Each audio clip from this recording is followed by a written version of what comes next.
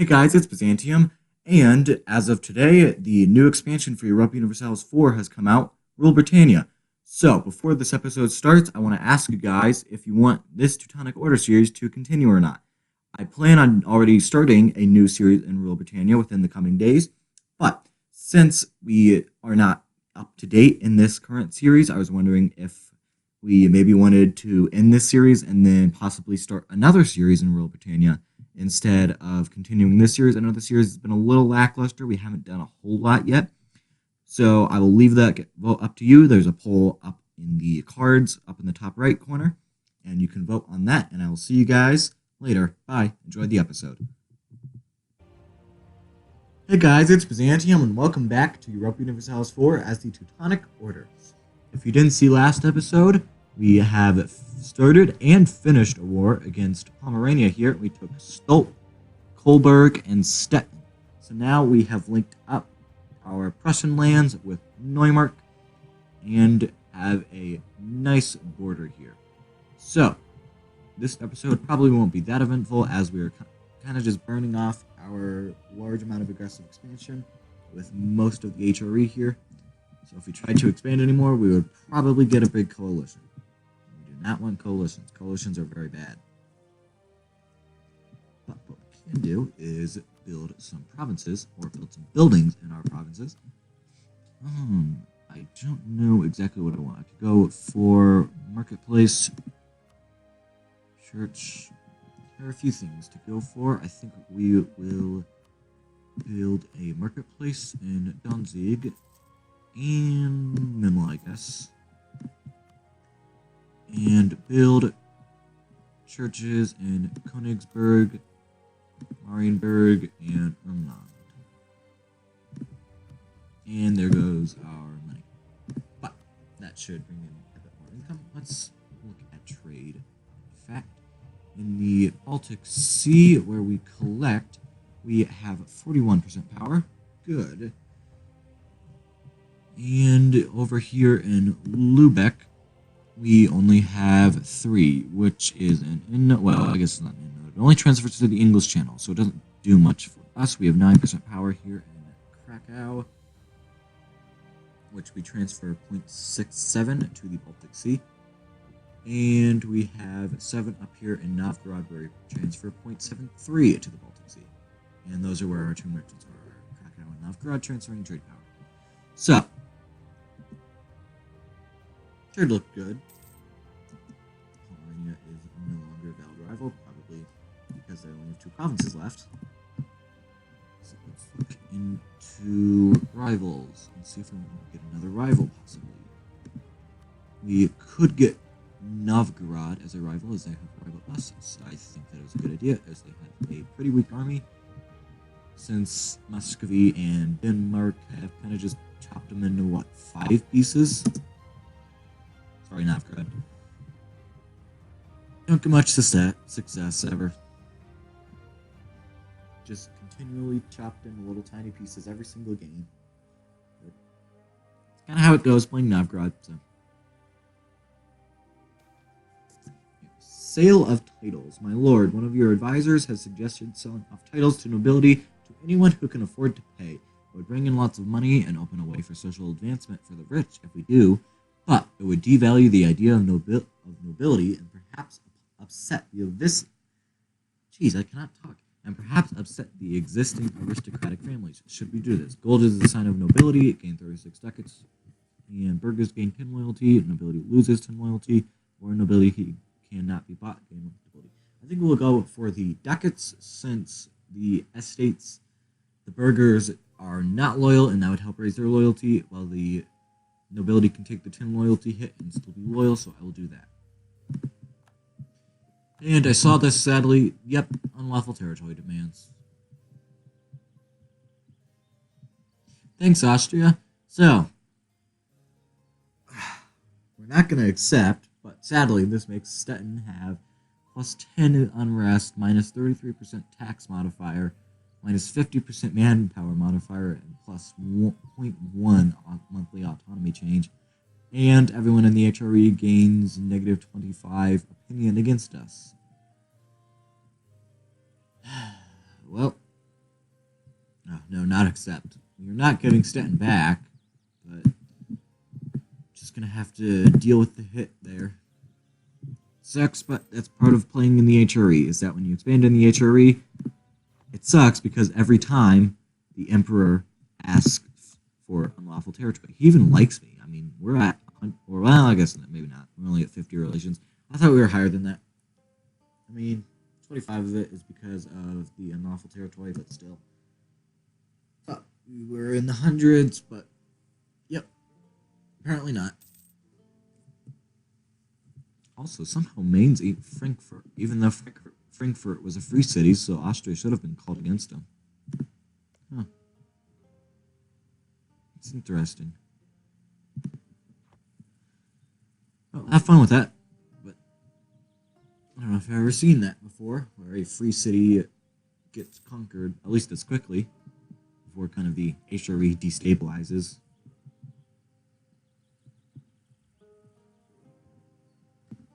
Buildings have just about a year until they are done. Well, I guess 2/3 of a year.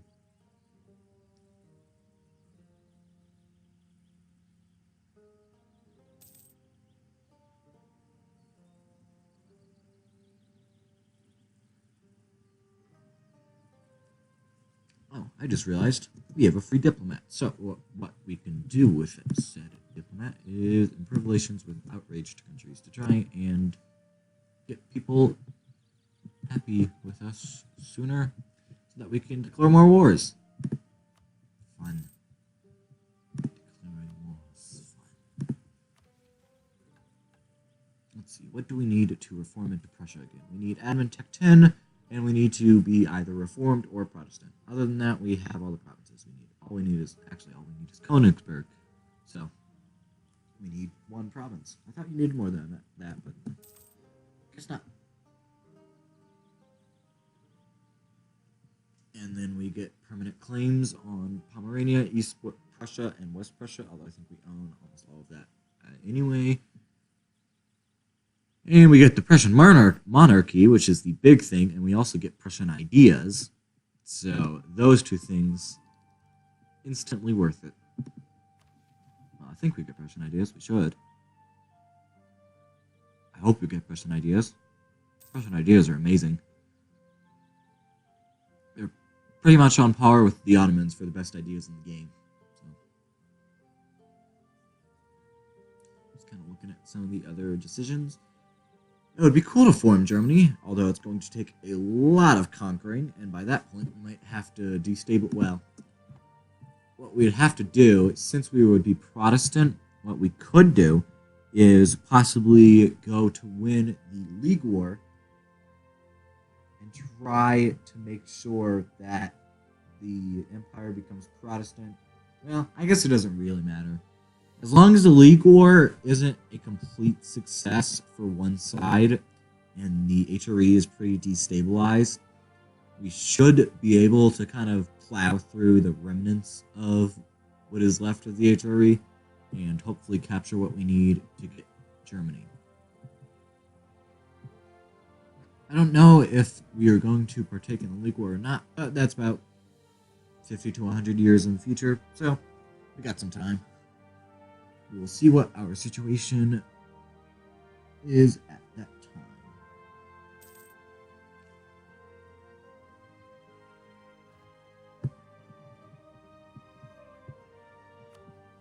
Why does everyone always want condottieri? I do not want to rent condottieri, as I don't necessarily want my troops to be slaughtered in a foreign war that I don't necessarily care about. And I'm thinking at possible next wars. I think my next war, well, that got shut down quickly. I was thinking of possibly going after Brandenburg, but then I see that they are allied with Poland and Austria, and that idea died quickly. So, never mind. I do not want to fight that. Possibly look into going after Pomerania and the Livonian Order again and trying to expand up here more into the Baltic and finish off Pomerania down here. We could invest in another idea again, although I think Yes, we're still in the same admin tech. So I think we will not invest in that.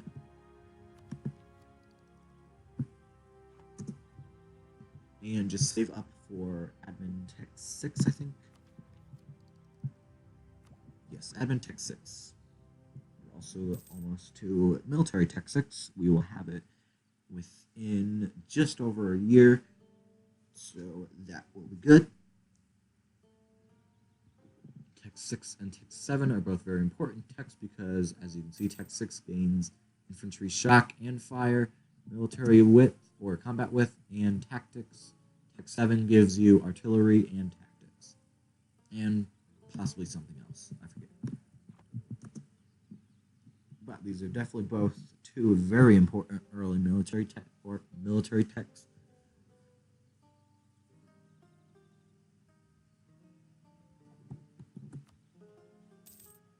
Put it up to speed 5, as most of what we were doing right now is just kind of waiting for aggressive expansion to die down a little bit, so we can look into declaring our second war. And we have now gained a core on Stolp, so that is good.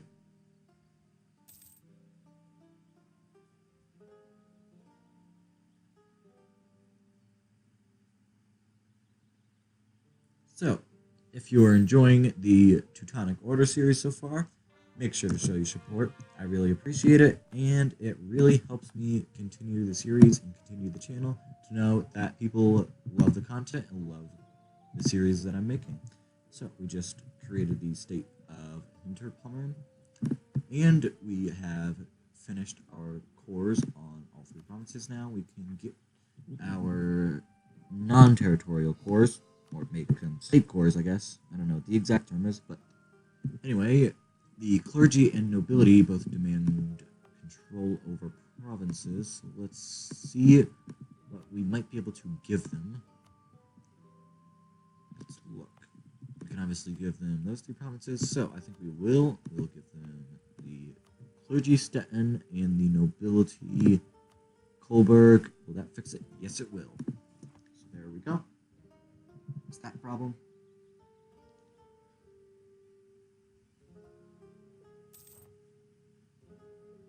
Ooh. Looming disaster. Dominance of the clergy. Because the clergy's influence is 80 or more. It is barely at 80. Ooh. What we could possibly do is find something that we could take away from them without making them too mad, as they do have a high loyalty at least. So, what is controlled by the clergy? This is. Let's see. Let's see what would happen if we took this away. It would still be fine, so we will do that. And that should make that go away. Yes, it will. And they are also still loyal and have enough land. Although we should avoid giving any more influence to them for a while until some of that influence goes away. Decline of the merchant classes. Without the old privileges and pedigrees of other factions, the status and influence of the burghers is rarely quite as secure as that of those born into power. Lately, a combination of financial misfortune and misdirection or misdirected political ambitions have resulted in a loss of influence for the burghers of Teutonic order. The burghers lose 10 influence. Okay.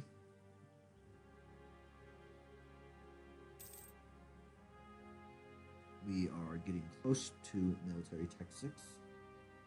So, let's see. How many points do we need for that? We need 682. We expect to have it June of next year. And Denmark canceled military access. Not a big surprise, as we are out of the war.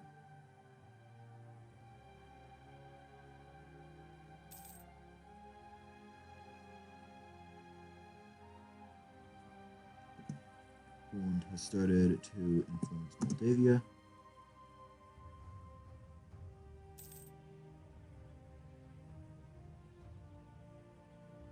Denmark looks like they are dealing with some noble rebels here. Also, Mainz is losing a war. Wave of obscurantism. As a typical response to different kinds of problems, obscurantism was a frequent behavior in most nations, at least until the Age of Enlightenment arose in the most advanced Western nations of the European continent. Knowledge is power. Teutonic order gains obscurantism until the 1st of April 1473, until gaining the following effects: +2 in national unrest, or lose 10 prestige. I don't really want to lose the prestige, but I also don't really want the unrest. Let's see. How is our unrest? I think we'll go for ignorance is plus. Novgorod is no longer a valid rival. Novgorod, what happened? Yep. Muscovy ate up a lot of you. Now you only have 2 provinces. So Denmark is probably going to finish you off soon. So pay your respects to Novgorod now before it's too late. So let us look into getting another possible rival.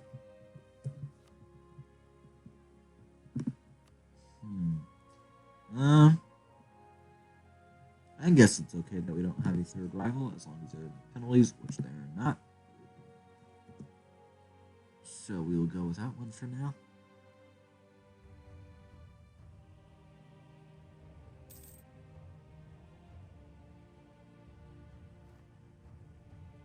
And there we go, we can get military tech 6. So let's get that.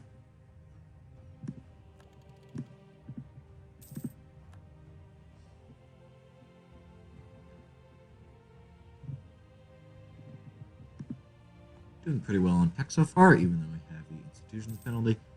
Although, let's look at the spread of institutions so far. We aren't really gaining that much per month, sadly. So we still have a ways to go before we can embrace the Renaissance. In terms of tech, we are at the forefront of technology, doing very well. So at least that is good.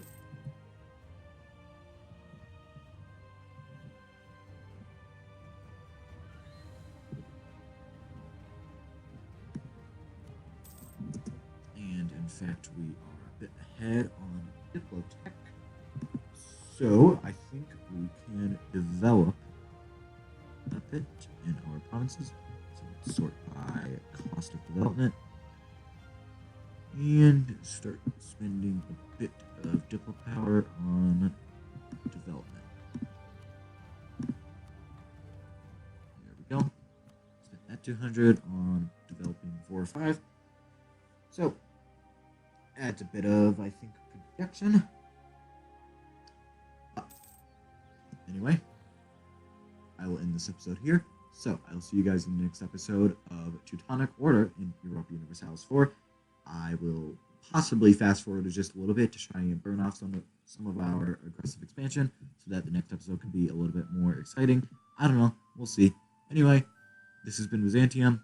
I'll see you guys in the next episode. Bye.